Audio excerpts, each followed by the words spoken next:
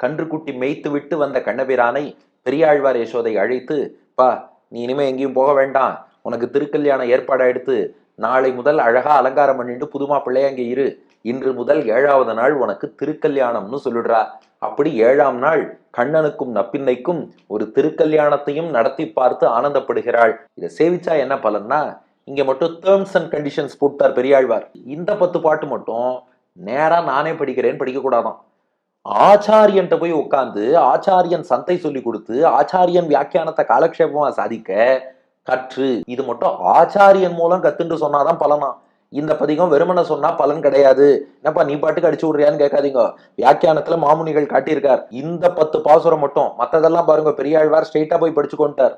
ஆனா இது மட்டும் ஒரு ஆச்சாரியன்ட்ட கத்துண்டு அதுக்கப்புறம் படிச்சாதான் பலன்னு சொல்லியிருக்காரு. சும்மா பாடக்கூடாதான். இதில் உள்ள ரசத்தை நான் அனுபவிக்கணுமா? ஐயோ, கிருஷ்ணனை என்னமா யசோதை அனுபவிச்சிருக்கா, என்னமா பெரியாழ்வார் அனுபவிச்சிருக்கார், அந்த பக்தியோடு இதை பாடணுமா. அப்படி பாடவல்லார் ஆச்சாரியன்ட்ட கேட்டுண்டு பக்தியோடு யார் பாடுறாளோ, 2 கண்டிஷன் மறந்துடாதீங்க. ஆச்சாரியன்ட்ட கேட்டுட்டு திரும்ப சொல்லணும், 2 அதை பக்தியோடு பாடணும்.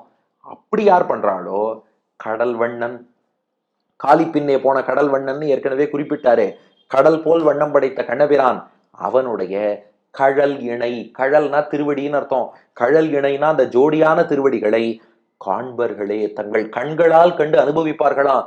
எதை போலன்னா, மாமுனிகள் வியாக்கியானம் பண்ணியிருக்கார், யசோதைக்கு எப்படி கிருஷ்ணனுடைய திருவடிகளின் தரிசனம் கிடைச்சதோ, பெரியாழ்வாருக்கு எப்படி கண்ணனுடைய திருவடி தரிசனம் கிடைச்சதோ, இந்த 10 பாட்டை குரு மூலமா கேட்டு பக்தியோடு யார் சொல்றாளோ அவர்களுக்கும் கிருஷ்ணனுடைய திருவடிகளை தரிசிக்கக்கூடிய பாக்கியம் கிடைக்கும். அந்த விசேஷமான பலன் இருக்கிறதுனாலதான் இதை நாமா சொல்லக்கூடாது, ஆச்சாரியன்ட்ட கேட்டுட்டு சொல்லணும். சும்மா ஏனோதானோன்னு சொல்லக்கூடாது, பக்தியோடு சொல்லணும். அப்படி யார் சொல்றாளோ அவளுக்கு பெரியாழ்வாருக்கும் யசோதைக்கும் கிடைத்த அதே கிருஷ்ணனுடைய திருவடி தரிசனம் கிடைக்கும். வெறும் தரிசனம் இல்ல, திருவடியை காமிச்சுட்டும் மறைஞ்சிட்டு போயிட மாட்டாராம்.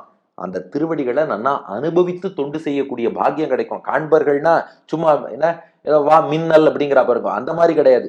நன்னா கிருஷ்ணன் திருவடியை சேவிச்சு நன்றாக அனுபவிப்பார்கள். அந்த அனுபவமே அவர்களுக்கு கிடைக்கும்னு பலன் சொல்லி பூர்த்தி பண்ணியிருக்கார்.